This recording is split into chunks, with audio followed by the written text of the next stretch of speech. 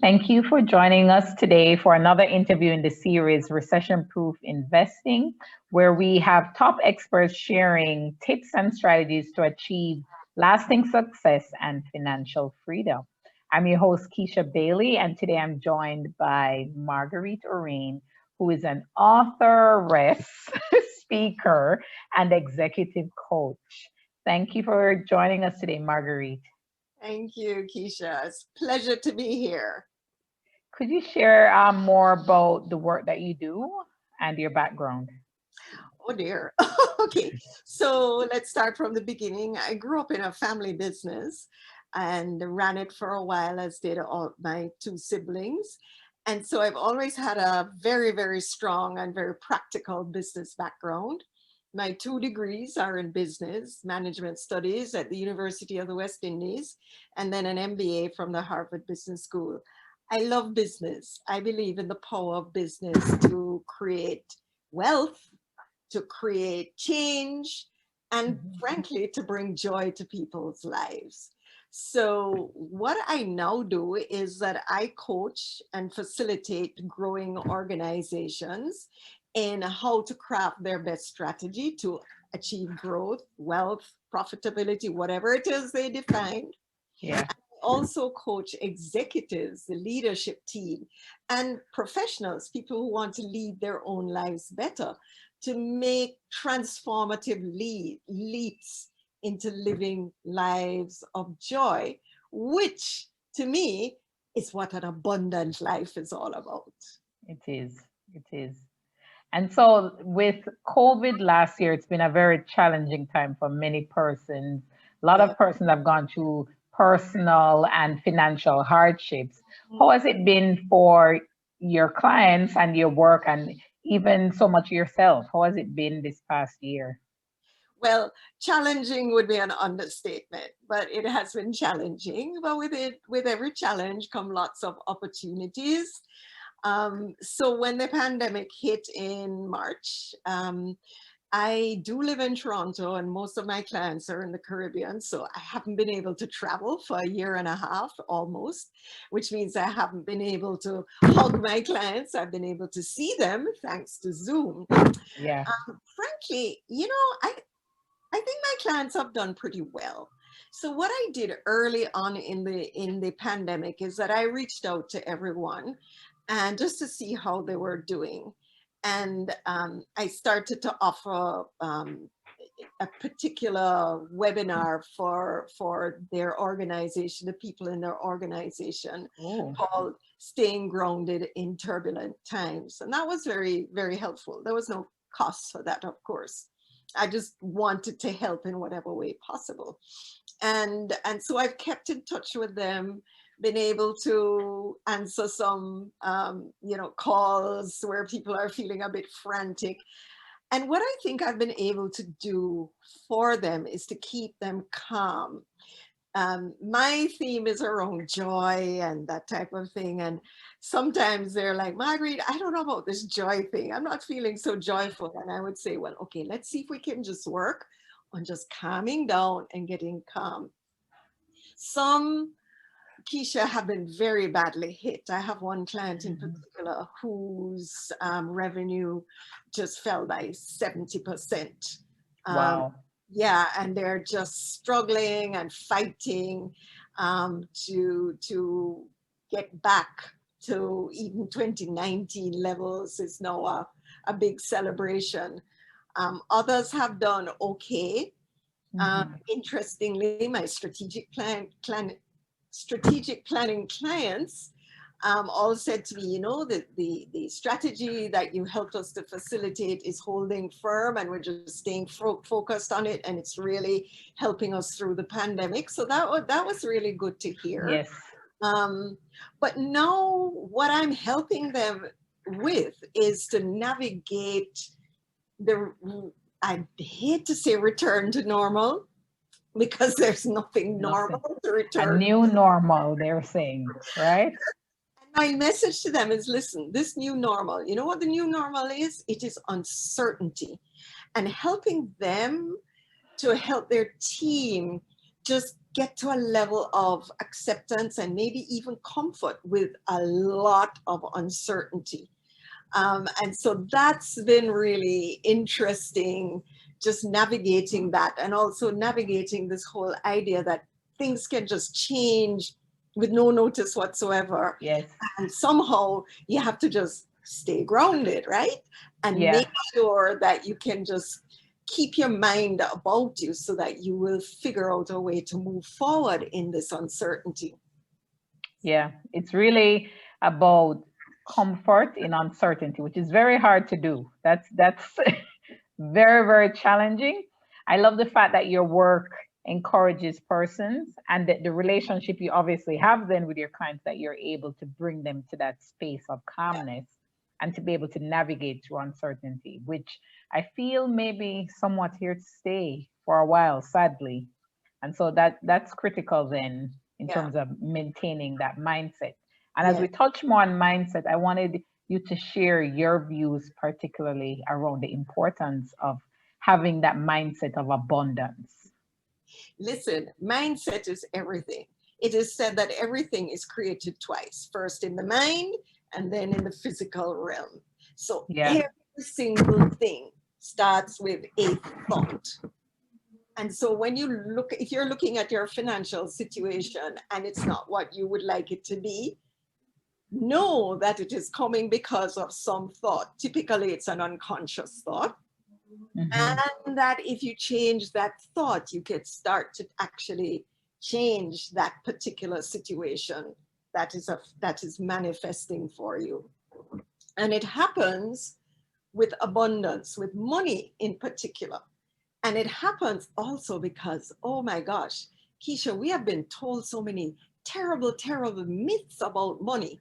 Money is Yes, a root of all evil, which is not actually what they're saying is. It is that the love of money is a root is of the all. root of all evil. Yes. Compacted into money is the root of all people, and somehow we tend to we don't admire people who are wealthy, and especially I think in Jamaica I have found in particular, boy, if you're wealthy, boy, must in drugs kind of. Yeah. Well, the person may have just worked really, really hard, and honestly we do not That know. could be a possibility. Yes. Right? So why do we jump to the assumption? Because listen, when we give out a thought like that, boy, him only rich because him into drugs or whatever, we are affirming that for ourselves. Because what we're saying, the only way to get wealthy, Hmm. abundant, is to do drugs, to deal in drugs. I am not going to deal in drugs. Therefore, I cannot be wealthy. You see, this is not a conscious thought, but it is how our minds work. So, mindset is very important. Mindset is also important in terms of recognizing that abundance is not just about money and the financial stuff. Abundance is everywhere. We live abundant lives. And Hmm. there's a thing when you're in this whole arena around transformation and abundance and prosperity, one of the things that you're asked to consider is, can you count the leaves on a tree? Ah, No. Can you count the grains of sand on a beach? no. No. So there's this abundance already just waiting, as a nature of the universe, if you will, as a nature of our planet. And it is up to us to recognize that there is this abundance already and that we can claim it. Right. It's ours for the taking. We see Yeah. it and we go after it. For a lot of persons, I find the challenge is seeing it, and so it comes back to that mindset. Can I Yes. really see myself in this state of abundance? And Right. what do you think that abundance could look like? What have you seen it look like for your clients typically? Well, interestingly, abundance, and I nowadays I start workshops with a sort of icebreaker, which is what I call the COVID silver lining. What's the Mm, silver lining from COVID? And I would say maybe about 80% of the responses are around time with family. Time, that is abundance too. That when you know, wow, I have time, because that perhaps is the only resource that's limited. Time. Yeah. If you think Yes. about it, really, because there are X amount of hours in the day, that ain't changing. And we have X amount of years to live. That ain't Right. changing either. So True. that's True. the True. only resource that is limited. And here we come now, and people are saying, out of this pandemic, this is what I'm grateful for. I have been spending more time with my family. I've been spending more time on myself. I have been doing all sorts of wonderful things. And I think that's so, so powerful in terms of people recognizing that they already are abundant. Yeah, your bank account may not be reflecting what you want it to reflect. Work on that. You can work on that, but it starts by recognizing that you already are in this place of abundance. Yeah. And some of the work with, does your bank account define you? Yeah, That's the critical thing here. because Does the bank account, or is it more your relationships? yes, yes, yeah, Because with one thing from COVID, we know, as you mentioned, the deepening of relationships has occurred. Persons who wouldn't have been in a room with other members of their family, right, typically, because you're always back and forth with work, you're always on the grind. right. COVID caused us to slow down. Mhm. And we kind of channel our mind that way and say, well, this was an opportunity to reconnect, That's right. rekindle. You step into that state of abundance, right? And that, as you said, an opportunity to reconnect. I don't know about you, Keisha, but I have reconnected with people that I have not seen for years, maybe decades. Wow. I had a Zoom chat the other day with somebody who went to business school with me. We graduated in 1985, a Jamaican. And I have not seen or heard of him or anything since 1985. Wow, And that's a we're long. able to connect on Zoom and have this wonderful, wonderful conversation. So all of these abundance of relationships that would never have happened without the pandemic. Not that I'm saying I'm happy for the pandemic, but in whatever situation you are in, look for the good. For Mm, sure, absolutely. And so let's touch on some tips. We talk about looking for the good. yes. Give me three strategies that you would recommend for persons to implement to achieve this abundance that we've been talking about, because it's critical. You and I both know the importance of having it. Hmm. We want persons to get it and to feel it. Yeah. How can they get there? Three tips. So these may sound sort of esoteric, but they very much apply to financial abundance in the context of abundance in your whole life. It makes no sense to have a healthy bank account and you're sick, for example, or you're lonely. Yeah. So this is looking holistically at abundance. So the first thing is to make sure that you are grateful. Gratitude. Keisha, I cannot tell your listeners how powerful gratitude is. It is the most powerful practice, I think, to It really is. just reminding you, to prime you, to, as I say, positize your mind, to know that I am already blessed with many things. And I've even had situations with coaching clients who have said, "Oh, well, my bank account." I'm like, "Well, you just be grateful that you have Have a our bank back. account." How many people don't have a bank account? Yes. Yes. So Oh, true. and Gratitude in the small things. gratitude, just be grateful. So, be grateful for how much money you have. Every time a client pays me, I write it in my gratitude journal. I write every day. I write 10 things I'm grateful for in a journal. And every time a client pays me, I write, how grateful I am for this payment, and I bless the client. I literally do. So just being very intentional about gratitude is a extremely, extremely powerful practice. You can also be intentional about gratitude into the future. So for example, if you've applied for a loan, and you can give thanks, you can be grateful that the loan is approved, and you bless whoever is going to be processing the loan. And people might Yeah. say, what is Marguerite talking about? Listen, guys, don't bother to ask what is. Just try it and let me know. Tell me when it works, because I know it Yes. works. So that is one. The second thing is know who and what matters in your life. That's Because powerful. I think, Keisha, that gets to where you spend your time and your resources. So get clear on who matters, and that will help you in terms of what matters. It also helps you to release being attached to what people say about you. Because, you know, the minute you start demonstrating financial abundance in particular, if you are the demonstrative type, you know, you decide to treat yourself to a lovely new car, for example, Yeah. people are going to say something. Well, are those the people who matter in your life? Do you need They're not. validation? Do you need And it? so what if they say something? It matters not. So be very, very intentional about that.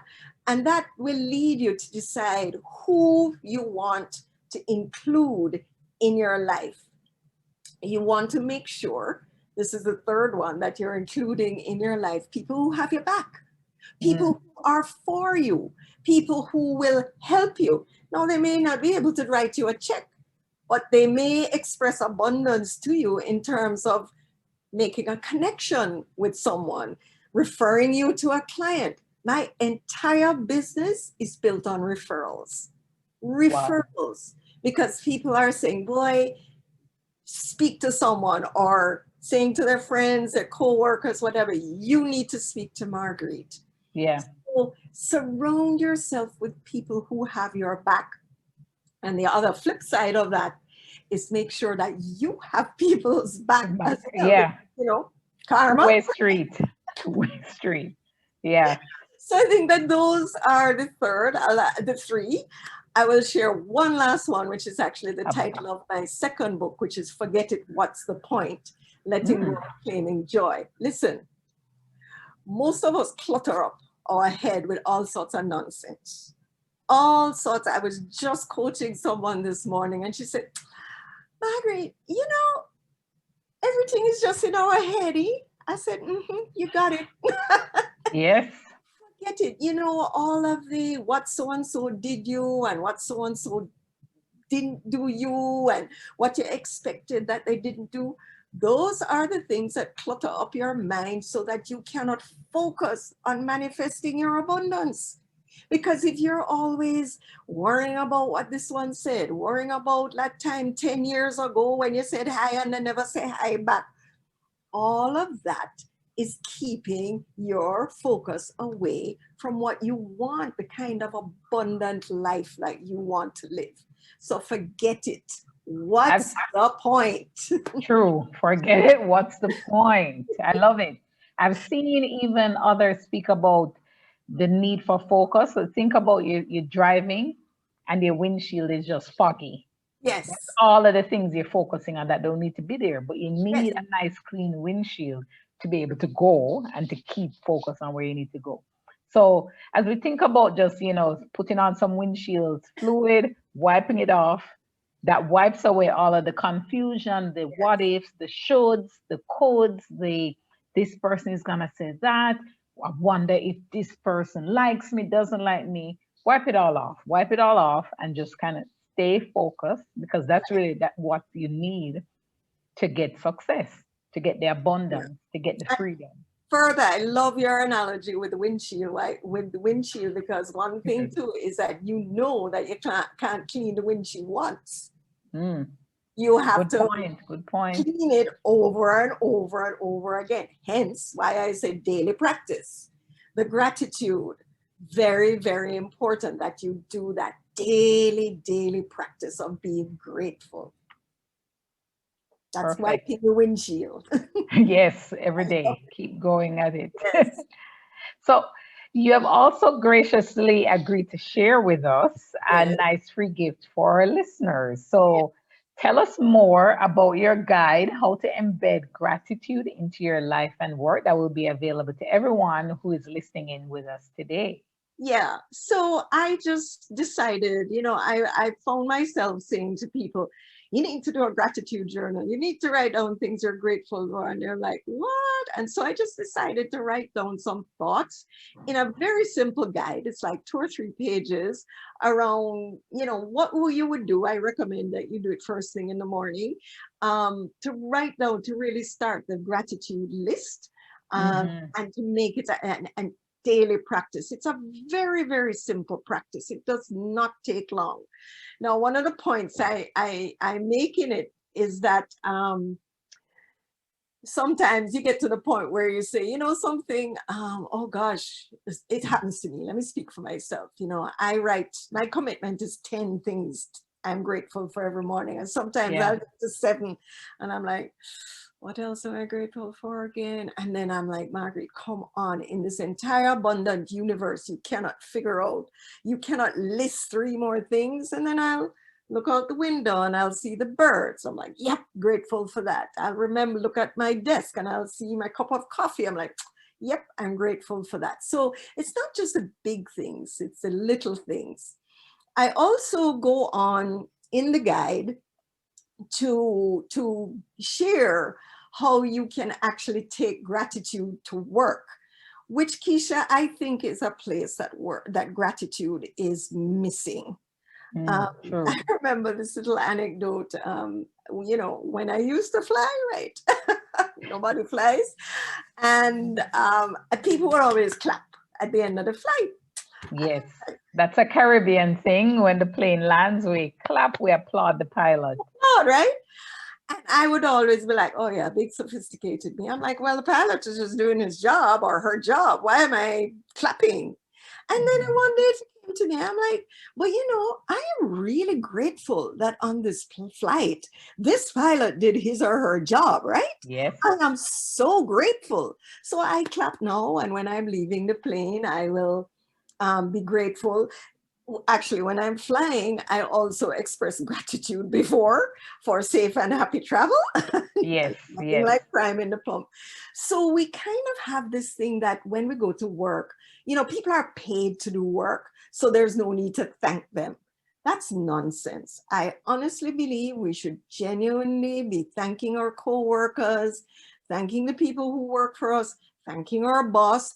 Just be grateful. And I share a little exercise that people can do with their teams, maybe in a Yeah. staff meeting or something, that just really brings an atmosphere of gratitude. It's called Gratitude Genie, and I call it the Gratitude Genie because whenever I do this particular exercise in workshops, like I can't get the gratitude back into the bottle. People just go Just rub it and crazy. go. Yeah. Oh, they just love it and they're smiling and oh, it's just wonderful. So those are some of the things that I share. And I really hope people just download it and just start simply to express more gratitude in their life. It's yours. You already have tons of stuff to be grateful for, no matter how bad things might be. And gratitude is what we need post COVID. We need it because, as you mentioned, uncertainty is here. We need to be grateful of the small things. And so, as we navigate our way in this new normal, gratitude is a must, as they say in the song. Gratitude Yeah, is a must. truth is, you and I have a lot to be grateful for right now. We're alive. If you're listening to this, you're alive. There are Yeah. many people who are not alive due to COVID, so Yeah. there is even especially just that basic that we can be, we're alive and you can actually have the time to be tuning in to this presentation is something True. grateful for, that you can actually maybe have a job, maybe have some money that you're thinking of investing. Wow, that's a lot to be grateful for. You already have it. Be That's grateful true. for it. Yes, I agree 100%. This has been amazing, Marguerite. Share with us, how do we find you? How do we find you in So this? for sure, you can find me on my website, margueriteorane.com, and you will find some little goodies there. There's a Gifts of Joy um, page where you can get some free resources. I also do a fortnightly blog that I would love you to all to check out. Of course, I'm on social media, the main one being LinkedIn. I also pop up every now and then on Instagram. I'm getting that organized soon, but the main one for now is LinkedIn. And you can email me at marguerite@margueriteorane.com. I would absolutely love to hear from you. Do not feel in any way that, oh gosh, well, she must get 1,000,001 emails, so she won't read mine. I will read your email and I will respond to your email. So feel free to email me with any question you want to ask me, or to have a call if you'd like to learn some more about how you can absolutely take your life to the next level and take your leadership to the next level, which is abundance. Live Yes, an abundant life. It's the life we have now. We don't know if we have more coming. We know we have this one. Let's yes, make the best of it. I agree 100%. This has been truly impactful. Thank you so much. Thank you Thank you, for Lisa. taking the time to do this interview with me and sharing this impactful message with the world. I'm sure someone, whoever is listening, at least one person, more than one, I know, is impacted by your message. So thank you for that. Thank you.